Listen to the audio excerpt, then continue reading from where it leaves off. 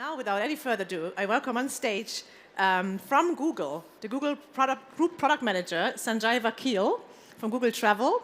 And I hand over the stage to you, and we're all excited to learn more about what Google has to do with regards to price accuracy and why that is so important to us in the hospitality industry. Thanks. Thank you so much. So let me preface this by saying this is probably a very different talk than you've had over the course of the day. There's brain science going on. We're probing people with stuff. It's all a little crazy. There's some audience participation in the middle of it, so get your hands ready. What I want to talk about today is price consistency. When you see a price on Google and you click on it, users expect that price to be seen on the next website that they look at. And we spent a lot of time working on this. I've spent a lot of years. A lot of these gray hairs are based on working on this. And I kind of want to justify it and explain to everybody why we spend so much time and energy there. So we're going to cover about 4 things today. One is, what prices are we actually talking about that we're focused on making consistent? We're going to talk about a survey we did. And when we do surveys at Google, they tend to be fairly big surveys because we have a lot of users in terms of what they care about with pricing. We did some absolutely crazy work that I can't believe my bosses signed off on, doing physiological research with individuals that we got to volunteer for this experiment. And then finally, I'll try to wrap it up in terms of what these results mean for you. I want to provide one bit of context here. Google's in a different place in the travel industry than many other organizations. I'm hoping you can take some of what we've learned here and extrapolate it out to your businesses. But I don't want to suggest that I know everything or have learned everything about how your business works and whether this applies to it. Okay. What we've discovered is there's about 4 different stages that people go through in the process of comparing prices and figuring out where they want to stay. The first is actually looking between cities. And they are looking in situations where they'll consider the Maldives. These are obviously very well-heeled people in our surveys doing this. Considering the Maldives versus Bali. And some people know that if you fly into the Maldives, you may have an additional transport fee of $400 to $600 per person to actually get to your hotel. Then they may be looking at individual hotels and trying to decide whether those hotels include that price to figure out which one that they should stay at. When they get down to the bottom here, they may be considering, if I do it through an OTA, is that price included versus when I do it directly with the hotel? We're going to focus today on the very last piece here, which is when they finally click on that price, do they see the same price on the next side? Do they feel like they got the correct price after that effort? So very specifically here, and I don't want to pick on anybody with these pictures, there's a price over here. Hopefully you can read it. It's $224. And when our user clicks on it, it's $225 over here. It's $1. It's 0.5%. It is an insubstantial sum. But what we figured out is that users lose trust in the partner and in Google when the price changes. Users choose to use less trusted sources less. And for those of you who are actually in the process of building a business around this, users convert less. OK, we ran a survey. And this was it was a quantitative survey where we asked people specifically how much of a price difference they were willing to tolerate as they went through going through this process. And when we started, we asked them a fairly large price difference, a 10% difference in each direction. And what we were correlating it with was the trust that they gained or lost in Google or the partner. I'm going to walk you through this. There's lots of stuff on the page. The first thing I want to call your attention to is that we ran almost 8,000 trials of this. There were 2,000 subjects. This was not a like 3 college students in a dorm room sort of sized experiment. It was fairly large. And what you'll see is that when we got down over here with the price being $50 different, it was a major difference in how much the hotel was in place. People lost trust. It was below the line. When the price was notably higher, they lost even more trust, and they were probably a little annoyed, right? And right in the middle, if you look on that tall axis, you'll see the 1 green dot. When the price was exactly the same, they gained trust in both Google and in the partner. Now, I would love to tell you I stay awake at night worrying about all the partners that Google works with, but Google pays my salary, and so I worry about trust in Google. That green dot is what we got very, very focused on. Now, you might say, okay, but $50 is a big deal, right? It's meaningful to my pocketbook. What we found here is we narrowed it down and we looked at plus or minus a few dollars. And what we found is, again, when the price was exactly the same, we saw a spike in the trust that people had with these partners. This is fascinating, right? Like, this is actually like, I want to publish research, but I suspect by talking about it here, I don't get to. Okay, let's have a little fun. I want you to feel what this feels like when someone goes through the process. So, on the next page is going to be a collection of prices. I want you to look for the price 142 on that page, or whatever's closest to it, okay? Put up your hand when you see the price.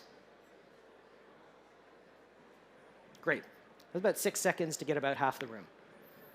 Okay? There it is. Everybody got the right number? Okay. Let's try it one more time. Yeah.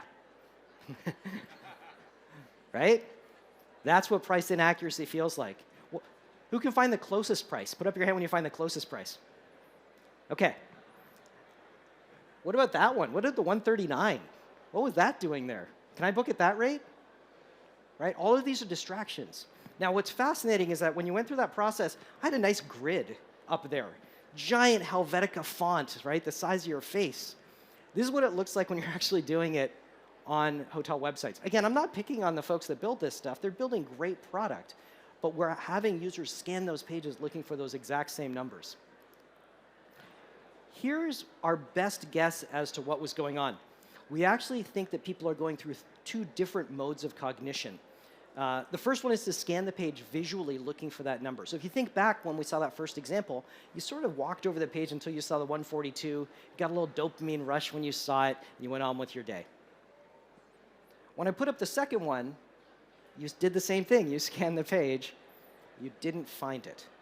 Now, if you're actually looking to book a hotel room, what are your next steps? You're carrying the number that we had before. Now you're looking at numbers. You're looking at the difference between those two numbers and trying to figure out which number is closest.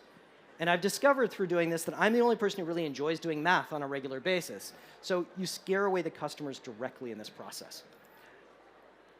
We looked at the time that it took people to do this. And what we found is that the orange one in the background is when there's an exact price. And this is actually people having a nice distribution. Some people find it quickly, some people take a little bit longer. The blue one is when we have a mismatch. And what we think is happening here is that second mode of cognition kicking in and users having to go through a different process to find the exact price on the page. Okay, this is where it's going to go a little off the rails because this is the physiological part of the survey. What we looked at here is the duration and accuracy people took to find the prices, straightforward stuff.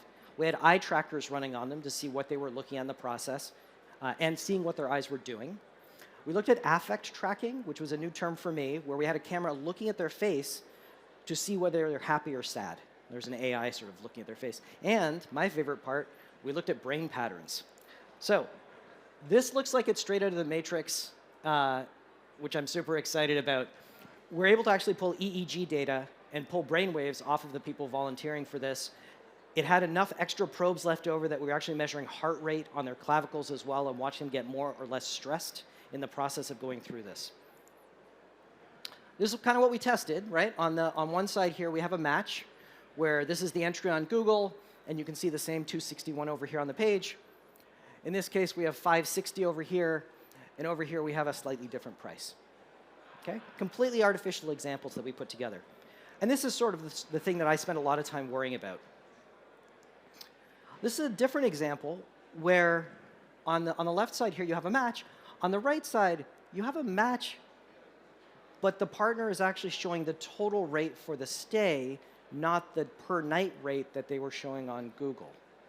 And so again, if you go through that process of looking at that wall of numbers, you're suddenly asking the user to do math to figure out what the right price is on this page. Okay, a lot of words on this. I'll go into a little detail on it. Loosely, here's what we found out. Our affect tracking, watching people's facial expressions, this kind of bums me out. Price mismatches led to a higher intensity of sadness and anger. I don't know if you felt that looking for 142 on the page. I apologize if you did. We'll go into a little more detail on the EEG theta and beta waves. I'll give you a quick reminder of what those mean, because I didn't know when I started this work. Gaze shifts. So it turns out when you focus on something that you like, you spend more time with your eyes quivering around it. We can see this with the eye tracking software. And we can look at pupil dilation. Okay, for those of you who fell asleep during brain activity class, there's 3 major brain waves that we pay attention to: beta, alpha, and theta. And I don't want to go into too much detail here, but what we've discovered, and I'm using we in a royal sense here, what the universe of brain researchers has discovered, is that we see certain behaviors associated with certain brainwave patterns. And those have been replicated over and over again in the literature. What we found here is that price mismatches lead to lower alpha and theta signals, indicating a difficulty in the natural top-down decision-making process. They also result in lower beta signal, indicating less use of key integrative processes necessary for integrating and synthesizing evidence to support a decision. You don't want any of these things getting in the way of someone booking the room at your hotel. Like, that's really the bottom line. Here's what it looks like visually, right? These are beta waves in this case. If you've got a match, the back half of your brain lights up happy. If you've got a mismatch in either direction, and these, by the way, even with a relatively small group, I think we had like 40 participants, these were statistically significant differences that we found in people's brainwave patterns, where we found that they had a different behavior when we had inaccurate prices. We found a difference in saccades. So this is actually what your eyes are looking at, and if you look very carefully at how people's eyes work, they actually sort of shiver back and forth when they're interested in something. In particular, you can use this if you're in the dating pool. If you see something more attractive and ultimately more frequently selected, you'll see people focus on that item. And what we found is that when we had matches, we could measure the saccade count as being statistically higher than when we didn't. So, the summary of this research: price mismatches disrupt decision-making, which is the last thing you want to have happen when you're trying to sell something. Unexpected prices derail goals and derail the cognitive processes that in process. And price, this still bums me out, lead to higher intensity of sadness and anger. The final thing I want to show here, and this is perhaps less correlated than the rest of the work I've shown so far, to the extent that we can measure it, when we show people more accurate prices, they convert more often. I'll just leave it at that. Okay, what can you do with this information? How do you help users actually act on it? The obvious one is make sure whatever price you're sending to Google is the same price that they see when they arrive on your landing page. Even if you have a better price, even if you have a slightly cooler price, make sure that price that they're looking for is there, and then perhaps put the discounted rate below it. Don't make them figure it out. Depending on where you are in the world, that may be a price that includes certain fees and doesn't include certain fees. Figure that out and make sure it's lined up. Make sure your currency matches between what you show on Google and what you show on your landing page. That discrepancy, again, they're just looking to see the same number on the other side. And the last one is match your nightly price or the total stay price to what they saw on Google. Last point I want to bring up here is monitor your own prices. As people go through the checkout flow on your site, don't have prices change underneath them. They'll go try to figure out why that price has changed, what they've done to change it, and how to fix it. It'll disrupt them in the process of trying to complete it.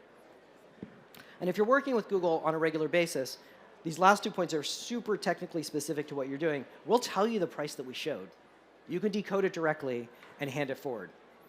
You can use that to identify when prices are different and figure out why they're different, so you can basically fix the problems as quickly as possible. Thank you for your time. I hope you enjoyed it. Thank you very much. Thank you.